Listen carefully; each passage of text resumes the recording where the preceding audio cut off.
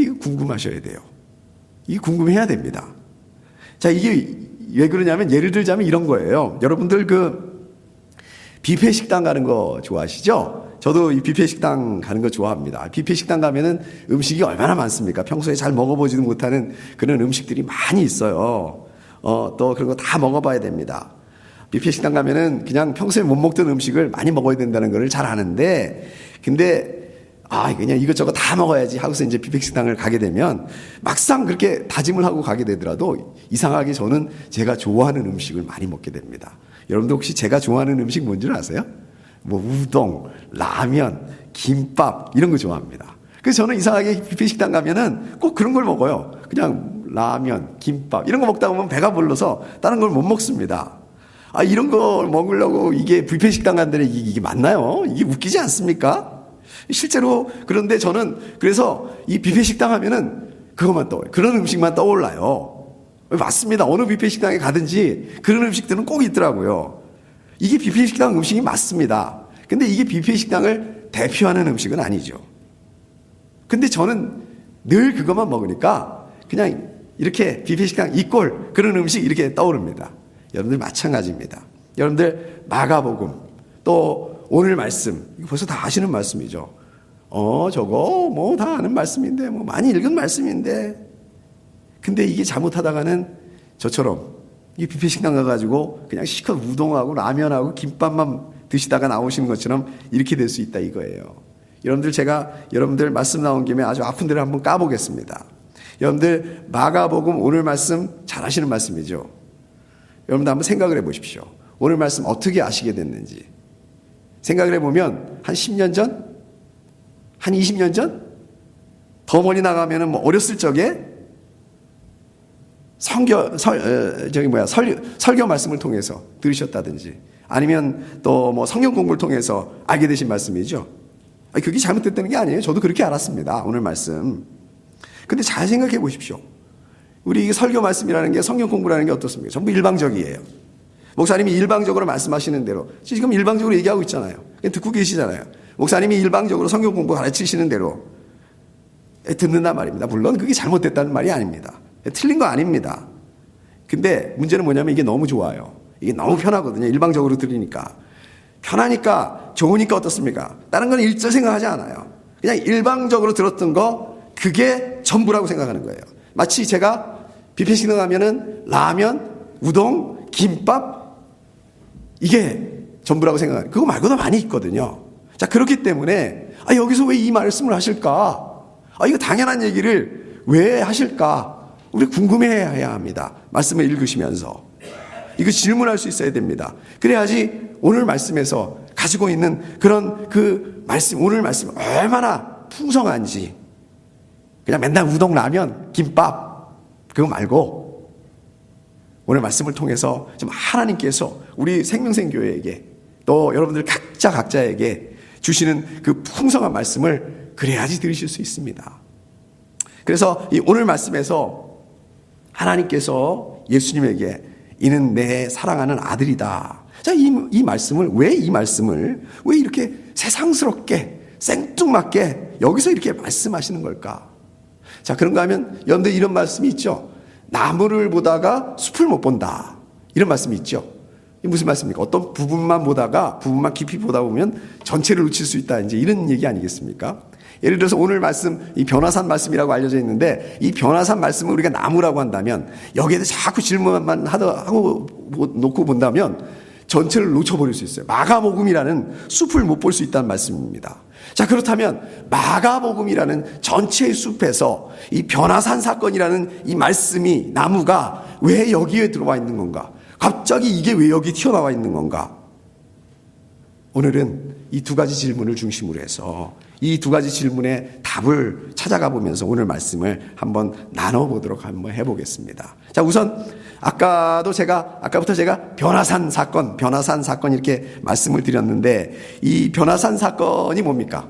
변화산 사건, 이거를 한마디로 말씀드리자면 이겁니다. 어느 날 이제 예수님께서 그 제자들 중에 12명의 제자들 중에 3명의 제자들을 뽑아요. 베드로, 야고보, 요한 이 세 사람을 데리고 잘 어딘지 모르겠지만 어떤 높은 산으로 이렇게 올라가십니다. 근데 거기 가서서 그 예수님의 이 모습이 변하죠. 어떤 모습으로 변합니까? 오늘 말씀 읽어보신 것처럼 아주 영광스러운 그런 모습으로 변합니다. 자, 이 모습이 어땠을까요? 우리 제자들한테는 너무 생소한 모습이에요. 여러분들 그 성경 말씀을 읽어보시다 보면 예수님의 삶을 통틀어서 이렇게 보시다 보면 예수님이 태어나는 그 순간부터 해가지고 이런 모습을 보이셨던 적이 한 번도 없어요. 이런 영광스러운 모습을 보이셨던 적이 한 번도 없어요. 그냥 비리비리, 죄송합니다. 우리 그 성화에서 보면 예수님이 그 금발의 멋있는 남자, 머리도 길고 빠마한 모습으로 나오지만 사실 성경을 읽어보면 예수님 그런 모습 아니셨던 것 같아요. 그냥 저보다 키도 작고 구부정하고 맨날 병이 걸려가지고 연약하고 빌빌거리시고, 죄송합니다, 예수님이 이렇게 표현해서 그게 예수님의 모습이었던 것 같아요. 그래서 어디에 늘 예수님은 어때요? 환영받지 못해요. 어디를 가도 환영받지 못하고, 우리 이사야 말씀에서 말씀하고 있잖아요. 어디를 가도 거절당하시고, 늘 이게 예수님의 그 뭐라고 그럴까? 모습이에요. 특징이에요. 그런데 오늘 모습에 보면 완전히 다른 모습으로 변하셨다는 거예요. 아니, 그러면 왜 갑자기 이 시점에서 이렇게 영광스러운 모습으로 변하셨을까? 왜 이 시점에서? 제가 이 시점이라고 말씀드렸는데, 그러면 이 시점이 언제인가? 마가복음 전체에서 어느쯤인가? 언제인가? 여러분들 기억하시겠지만 우리 지난주 말씀, 우리 무슨 말씀 나눴습니까? 우리 8장 말씀, 마가복음 8장 말씀 나누시면서, 제가 말씀 나누면서 그런 말씀했죠. 여지까지는 그런 얘기를 한 번도 안 하셨어요. 예수님께서 십자가 얘기를 한 번도 안 하시다가 마가복음 8장에서 드디어 처음으로 제자들한테 내가 이제 십자가에서 고난받고 죽을 거야, 이렇게 얘기를 하셨어요. 근데 3일 만에 다시 부활할 거야, 이 얘기를 처음으로 하셨다고 말씀을 나눴어요. 자, 그러니까 어떻습니까? 제일 성질 급한 베드로가 그 옆에 듣고 있다가 그거 안 됩니다. 절대로 안 됩니다. 제가 절대로 용납 못합니다. 그거는, 이렇게 예수님을 막아서요. 베드로가 이렇게 했던 거는 물론 그 베드로와 예수님과의 그런 인간적인 관계, 인간적인 정, 선생님이잖아요. 랍비잖아요. 제자잖아요. 그것 때문에 그렇기도 합니다. 자, 그런데 또 한편은 어떤 부분이 있었다고 그랬습니까? 이 제자들은, 베드로는 예수님을 누구라고 생각해요? 영광의 메시아, 정치적인 메시아, 이스라엘의 왕이 되실 분. 그렇기 때문에 저분만 잘 따라다니면 우리도 한 자리 할 수 있다, 이렇게 생각했다고 그랬죠. 그래서 어떻게 했습니까? 생업도 포기했어요. 어부 안 하잖아요, 더 이상. 가족들도 내비두고 그냥 예수님만 따라다녔어요. 인생을 예수님한테 배팅을 했습니다. 내가 인생을 다 걸어서 배팅을 했는데 인제 와서 뭐라 그러냐면 진작 좀 얘기해 주지, 내가 십자가에 고난받고 죽을 거라는 거예요. 이게 말이 돼요? 여기까지 따라왔는데, 내가 인생 다 포기하고 여기까지 따라왔는데, 여기까지 따라온 자기들은 어떻게 하라는 거야 지금. 거기다가 예수님이 자기만 십자가에 고난받고 죽으신다는 게 아니라 예수님을 따르겠다고 하는 사람들은 전부 다 자기를 부인하고 자기 십자가를 지고 예수님을 따라야 된다. 이게 무슨 말씀입니까? 전부 다 십자가에 고난받고 전부 다 죽어야 된다, 지금 이 말씀이잖아요. 이게 지난주 말씀이잖아요. 근데 이 말씀하고 바로 오늘로 연결되는데 2절에 보니까 뭐라고 말씀하고 있냐면, 그리고 엿새 뒤에, 그러니까 충격적인 십자가의 사건을 얘기하신 다음에, 처음으로 얘기를 하신 다음에, 그러니까 막 제자들이 청천벽력과 같은 이런 충격적인 말씀을 듣고 나서 어땠겠습니까? 와, 좋겠다, 이렇게 했습니까? 낙담하죠. 낙심하죠. 그러고서 한 일주일 지나서, 그럼 어떻게 됐을까요? 처음에는 너무 정신이 없어가지고 뭐 이것저것 생각도 못했을 것 같아요. 근데 한 일주일 정도 지나니까 어떤 마음이 들겠습니까? 야, 이거 내 생각이 맞는가? 내가 여기까지 지금 뭔가 홀려서 온 거지? 지난번에 그 율법학자들이, 그 예루살렘에서 온 율법학자들이 그러는데, 저 양반이 저기 바알세불에 들려서 저런다던데 그게 맞는 거 아닌가? 이분이 정말 내가 생각하는 그 영광의 메시아, 내가 생각하는 정치적인 메시아, 이스라엘의 왕이 되실 분 맞나? 이거를 고민할 때라는 거예요. 고민하고 있다는 거예요. 그러니까 몸은 지금 어쩔 수 없어가지고 예수님하고 같이 있는데, 예수님 옆에 있는데, 머릿속으로는 막 이런 걸 생각하고 있는, 머릿속으로는 막 이걸 계산하고 있는 거예요, 제자들이. 자, 그런데 예수님께서 물론 그런 말을 하시지 않지만, 그렇지 않다. 자기를 부인하고 자기 십자가를 지고 따르는 사람들에게는 이러한 영광을 받게 될 것이다. 자기를 부인하고 자기 십자가를 따르는 그 사람들에게 있을 영광은 바로 이런 거다. 이렇게 영광스러운 자리다. 이거를 직접 눈으로 보여주게 했던 사건, 이게 변화선 사건의 핵심입니다. 이게 변화선 사건입니다. 여러분들 어떻습니까?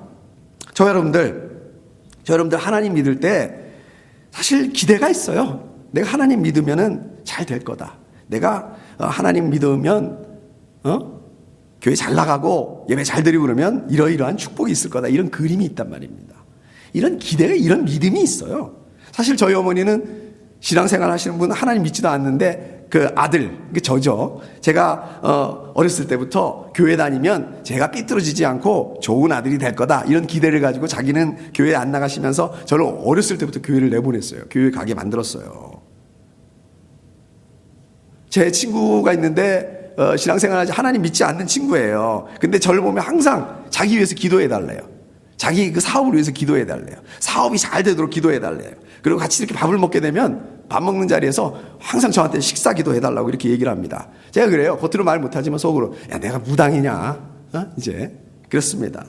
제가 실제로 좀 철들고서 에어컨을 좀 낮춰줘야 될 것 같아요. 예. 좀 추운 것인 것 같아요. 예, 제가 실제로 철들고서 이제 하나님을 정말 믿기 시작을 했는데, 야, 그때 정말 일이 그렇게 잘 풀릴 수가 없어요. 제가 그때 처음에 하나님 믿으면서 막 기도하는데요, 막 기도가 하나님이 기다렸다는 듯이 즉각 응답이 되더라고요. 아, 이게 무슨 도깨비 방망이도 아니고, 야, 참 신나더라고요. 야, 하나님을 믿는다는 게 이런 거구나. 야, 하나님 믿는다는 게 이게 진짜 신나는 일이구나. 내가 왜 진짜 하나님을 열심히 믿지 않았지? 막 이제. 이런 고민, 너무 신나게 살았습니다. 근데 어느 날, 어려운 일이 생깁니다.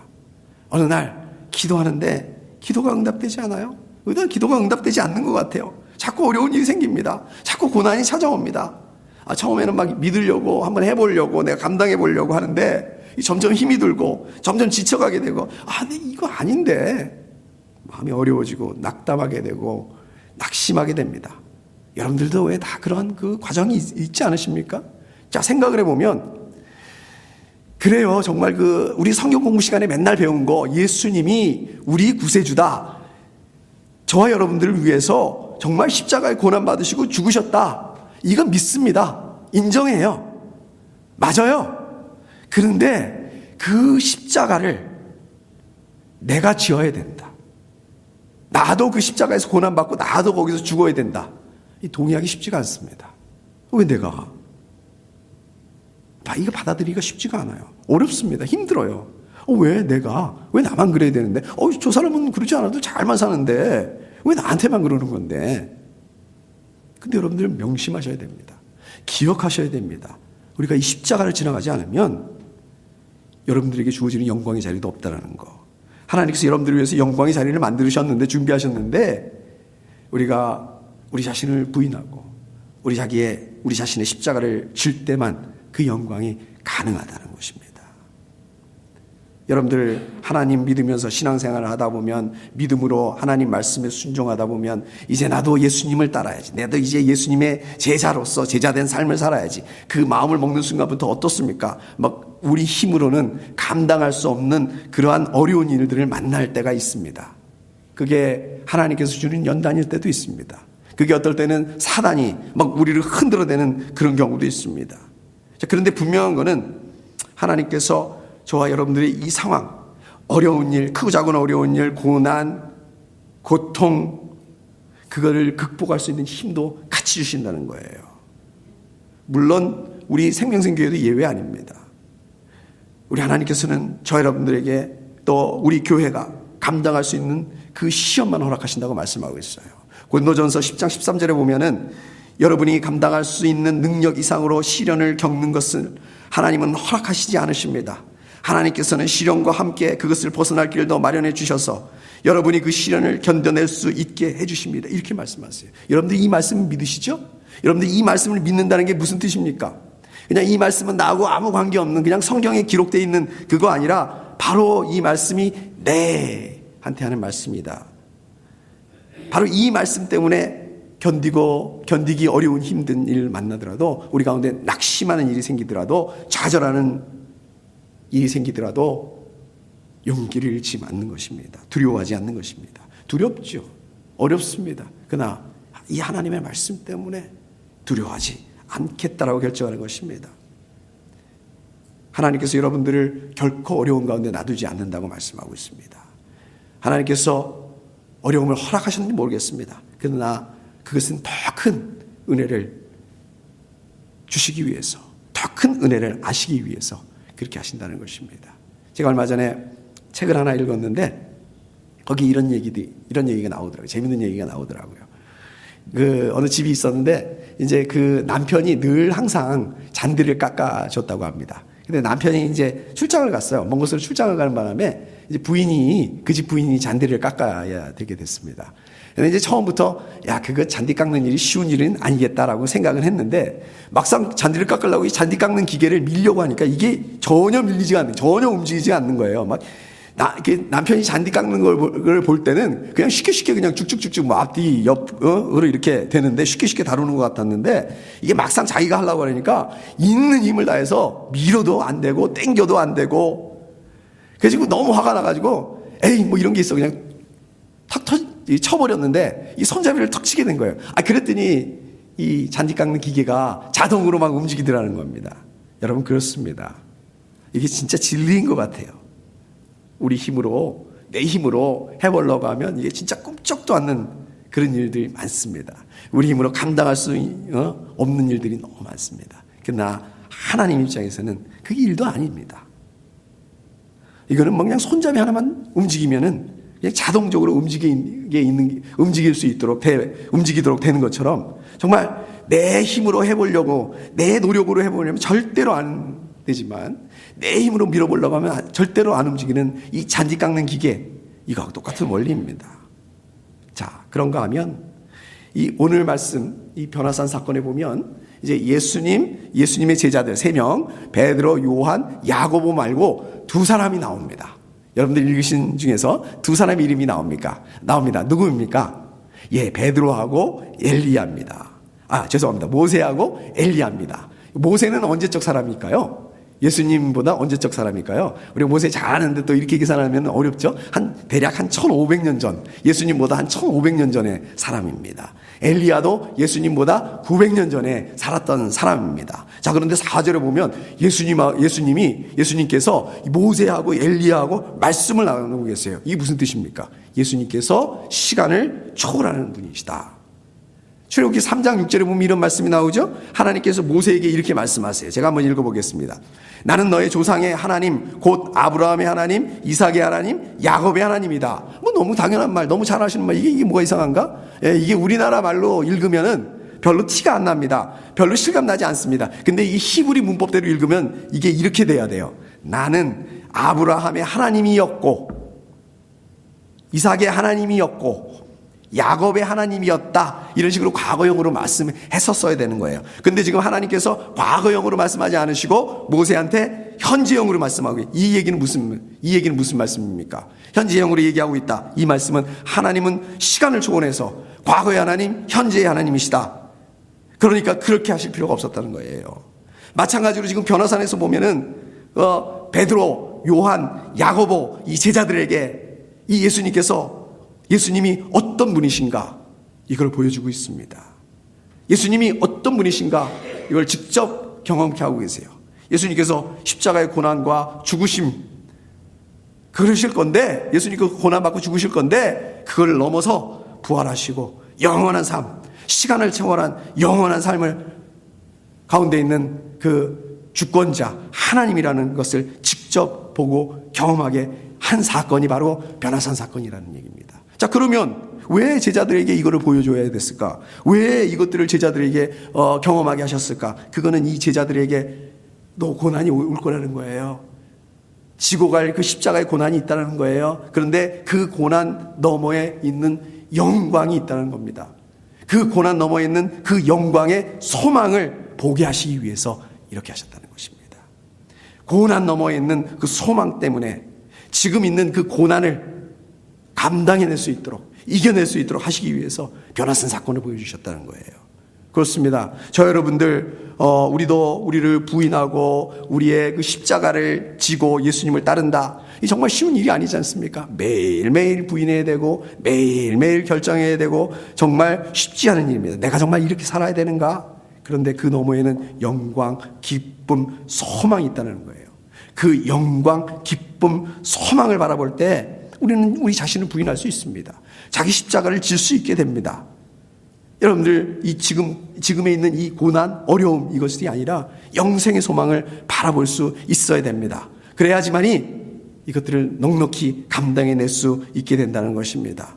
여러분들 그렇기 때문에 결국 여러분들께서 이 지금의 고난이 아니라 다가올 영생을 바라봐야 되는데 그렇게 할 수 있는 방법은 어떻게 내가 지금의 고난을 바라보지 않고 앞으로의 그 소망, 그 영광의 소망을 바라볼 수 있느냐? 이것은 바로 오늘 변화산 사건에서 제자들이 예수님이 누구신지 이거를 직접 보고 경험한 다음에 알 수 있었던 것처럼 마찬가지로 우리도 어떻게 되느냐? 예수님이 누구신지, 하나님이 누구신지 이거를 경험해야 된다. 이거를 알아야만 가능하다는 것입니다. 여러분들 시선, 여러분들 관심이 어디 있습니까? 이 세상에서 잘 되고 이 세상에서 성공하고 중요합니다. 그렇게 되셔야 돼요. 그런데 더 중요한 게 있습니다. 이 세상에서 성공하고 잘 되는 거, 그거 너무, 그거보다 더 중요한 거, 그것은 영생입니다. 여러분들 이 영생에다 소망을 두셔야 됩니다. 자, 그런가 하면은 오늘 그 마가복음, 저희가 읽은 부분에는 나와 있지 않지만 이게 그 같이 나가는 그 누가복음에 나와 있는 말씀이 있습니다. 누가복음 9장 31절. 좀 한번 좀 읽어 주실래요? 한 목소리로 누가복음 9장 31절. 예, 우리 화면에 나와 있는데 한번 읽어 주십시오. 시작.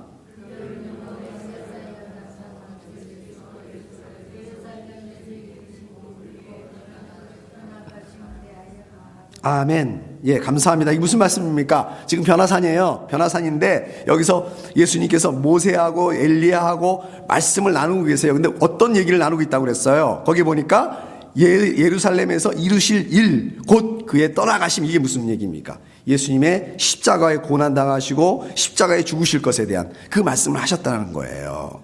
자, 이 말씀 무슨 의미일까요? 왜 이 얘기를 하셨을까요? 여기서 예, 변화산 사건을 통해서 말씀하고 있는 이 모든 하나님의 말씀은 예수 그리스도의 십자가의 고난과 죽으심 그리고 예수님의 부활에 초점이 맞춰져 있다, 이 말씀입니다. 여러분, 모세는 누구입니까? 모세 하면 뭐가 생각이 납니까? 모세는 뭐를 의미합니까? 율법입니다. 율법을 의미합니다. 엘리야는 누구입니까? 예언자예요. 예언서를 대표합니다. 예수님께서 모세, 엘리야 같이 십자가의 죽으심에 대해서 말씀을 나누셨다. 그것은 무슨 얘기입니까? 예수님의 십자가의 대속이 모든 성경 말씀의 핵심이라는 말씀이에요. 예수님께서 십자가에 고난받으시고 죽으신 것, 그거는 예수님께서 힘이 없으니까 어쩔 수 없어서 로마 군인들에 의해서 그런 게 아니라 정말 만세 전부터 계획을 세우신 것이다. 구원 계획을 가지고 있으셨다. 하나님께서 만세 전부터 예수님을 통해서 우리 사람들, 저 여러분들 구원하시기 위한 구원 계획을 세우셨다. 이것이 말씀의 핵심이다라고 말씀하고 있는 거예요. 자, 그렇다면 여러분들 신앙생활을 하는데 이렇게 하나님을 믿는데 우리 신앙생활의 핵심이 뭘까요?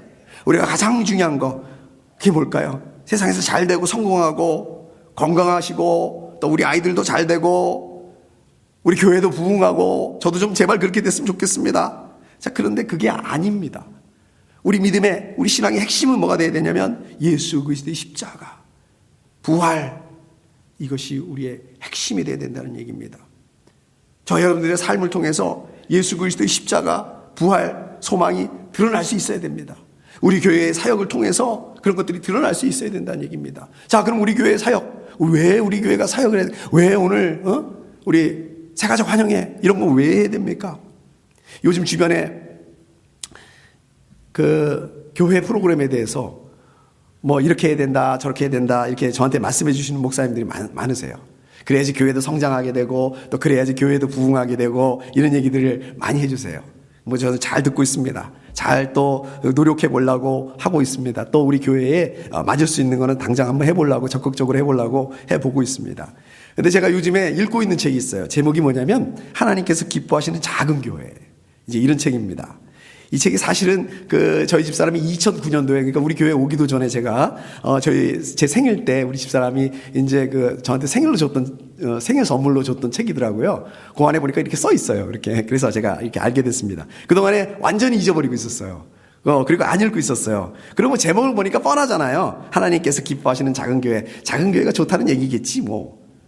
근데 요거를 막상 읽어봤는데 이게 누가 이제 아직 제가 다 읽지는 못했지만 읽고 있는데 이게 누가 쓴 거냐면 미국에 있는 그 작은 교회에 사모님께서 쓰신 얘기예요. 교회에 이렇게 스트러글하고 이런 거 보면 참 공감이 많이 갑니다.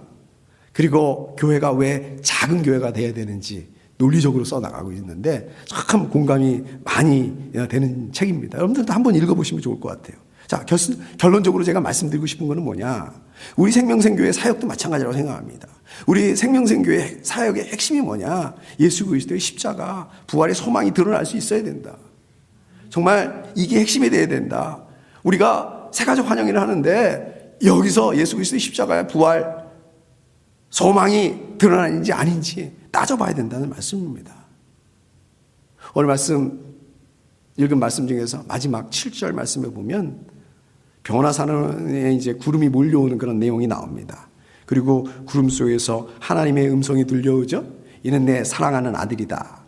아까도 말씀드렸던 것처럼 아니 왜 새삼스럽게 여기서 이런 얘기를 하냐? 뭐 다 아는 얘기인데 어차피 성경에 그렇게 돼 있는데 왜 하나님께서 예수님에게 이는 내 사랑하는 아들이다. 누구나 다 아는 얘기를 당연한 말씀을 여기서 하시는 걸까? 그러면 이 얘기를 지금 누구한테 하시는 걸까? 그 다음 부분을 바로 보면 거기 옆에 서 있었던 제자들한테 하는 말씀이 맞아요.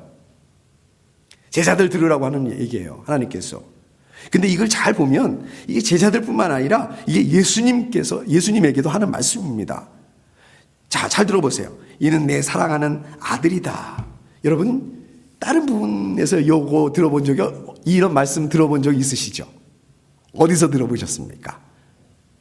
다른 부분, 여기 이렇게 변화산 사건 말고 요 똑같은 말씀 하신 부분이 있는데 하나님께서 마태복음 3장에 보면은 예수님께서 공생을 시작하실 때 그렇습니다. 침례 요한한테 침례 받고서 물에서 이렇게 올라오실 때 성령이 비둘기처럼 이렇게 나면서 하늘에서 음성이 들렸다. 하나님의 음성이 들렸는데 이는 내가 사랑하는 아들이다. 한자 틀려요. 딱. 이 말씀도 저는 늘 읽으면서 뜬금없다. 야, 여기서 왜 이런 얘기를 하실까? 다 아는 말씀인데 그 당연한 말씀을 왜 이렇게 여기서 이렇게 하실까? 그러잖아요. 근데 그 다음을 보면 그 이유를 알 것 같습니다. 그 다음에 나오는 마태복음 3장 그 다음에 4장에 나오는 얘기가 어떤 말씀입니까? 4장에서 어떤 일이 일어납니까? 예수님께서 광야에 나가서 사단한테 시험을 받으세요. 근데 사단이 3가지 시험을 하잖아요. 근데 사단이 하는 말을 보면 다 똑같이 하는 말이 있어요. 그 말씀 무슨 말씀이냐? 내가 하나님의 아들이거든 이렇게 얘기를 해요. 네가 하나님의 아들이거든 이렇게 해봐. 네가 하나님의 아들이거든 이렇게 해봐. 이게 무슨 말입니까? 네 하나님의 아들 아니다. 너 하나님 아들 아니야. 이렇게 얘기하는 거예요. 마가복음 5장에 보면은 예수님께서 귀신을 내쫓는데 귀신이 이렇게 얘기를 합니다. 더없이 높으신 하나님의 아들 예수님, 나와 무슨 상관이 있습니까? 저는 이 귀신이 그 예수님한테 하나님의 아들이라고 이렇게 고백하는 줄 알았어요. 근데 그게 그 뜻이 아닙니다. 고백하는 게 아니라 베드로처럼 고백하는 게 아니라 예수님 사역을 회방하기 위해서, 방해하기 위해서, 오히려 반대로 너 하나님 아들 아니다 이 얘기하기 위해서 이렇게 하는 거예요. 또 나옵니다. 이 비슷한 얘기가 또 나와요. 마태복음 27장에 보면 예수님이 이제 십자가에 못 박히셨어요. 이게 십자가에 못 박혀 매달려 있는데 거기다 대고 지나가는 사람이 뭐라 하냐면 네가 하나님의 아들이거든 너나 구원하여라. 십자가에서 내려와 봐라. 이게 무슨 말이에요? 하나님 아들 아니다. 너 하나님 아들 아니다. 그러니까 예수님의 이 생애를 전체적으로 이렇게 놓고 보면, 전체 숲을 놓고 보게 되면 사단이 예수님한테 계속해서 메시지를 날리고 있는 거예요. 공생애를 시작하는 그 순간부터 시작해서 공생애 내내, 공생애가 끝나는 십자가까지 너는 하나님의 아들이 아니다. 이런 메시지를 날려보내고 있는 것입니다. 왜요? 왜 이런 메시지를 날려보내고 있을까요? 예수님의 정체성을 흔들어버리기 위해서. 예수님의 정체성을 흔들어버려가지고 예수님과 예수님의 하나님으로부터 분리되어 버리도록 하기 위해서. 그래서 십자가를 감당하지 못하게 하기 위해서 그랬던 겁니다. 근데 반대로 하나님 어떻게 말씀하세요? 공생애를 시작하는 시점에서 얘는 내가 사랑하는 아들이다. 이제 십자가를 앞두고 있어요. 예수님 이제 십자가를 앞두고 있습니다. 십자가를 향해서 걸어가고 있습니다. 얘는 내가 사랑하는 아들이다. 변화산에서 격려하셨습니다. 물론 예수님 완전하신 하나님이십니다. 그러나 완전하신 사람이었기 때문에 또 하나님의 격려와 위로가 필요했다는 거예요. 하나님과의 그 관계에 동행하심이 필요했다는 것입니다. 예수님의 십자가의 고난과 죽으심은 이 제자들뿐만 아니라 예수님에게도 위로와 격려가 필요하셨다는 거예요. 그리고 이는 내가 사랑하는 아들이다. 이는 내 사랑하는 아들이다. 이 하나님의 음성, 하나님의 선언, 십자가를 위한 확신, 격려가 됐다는 것입니다. 자, 뿐만 아니라 우리 여기 있는 제자들, 3명의 제자들, 베드로, 요한, 야고보, 메시아가 그냥 단순하게 나를 편안하게 해주는, 나를 영광스럽게 해주는, 한 자리 주는 그런 분이구나. 이것뿐만 아니라 진정한 영광을 위해서는 먼저 고난당해야 되는구나. 처참한 죽음까지도 경험하셔야 되는 거구나. 이거를 조금씩 실감하게 하고 알아가게 하게 됐던 사건, 이게 바로 변화산 사건입니다. 자, 그렇다면 저 여러분들, 우리 생명생교회는 어느 지점에 있을까요? 어디쯤 있을까요? 교회 다니고 신앙생활하고, 저희 아버지가 그러시더라고요. 나 교회 다니지만 나 하나님 사실 잘 안 믿어져. 저한테 그런 얘기를 하셨더라고요. 그런 단계일 수도 있습니다. 이제 예수님 믿어요. 확실히 믿어요. 예수님 나를 사랑하신다는 걸 믿습니다. 사랑하시되 정말 십자가에 죽기까지 사랑하신다는 걸 압니다. 믿어요. 근데 막상 나는 십자가 못 져. 나는 예수님 그렇게 따라가고 싶지 않아. 난 그렇게 살고 싶지 않아. 이런 단계에 있을 수도 있습니다. 저 여러분들, 우리 생명생교회의 기도가 어떻습니까? 기도하면 제가 그랬던 것처럼 처음에 기도하면 그냥 도깨비 방망이처럼 기다렸던 것처럼 기도가 팍팍 응답이 되고 그런 단계. 기도 제 친구처럼, 믿지 않는 제 친구처럼 하나님 이용해서, 예수 믿는 믿음 이용해서 좀 내가 바라는 거, 내 욕심, 내 욕망, 영광의 자리 한번 차지해 보려고 하는 기도. 그런 단계. 아니면 그거 아니었구나. 아니었네. 낙담하고 낙심하고 힘들어하고 주저앉아 있는 단계. 이것만 해도 참 대단합니다. 그러나 저 여러분들이, 우리 생명생교회가 여기에 만족하고 여기 머물러만 있으면 안 됩니다.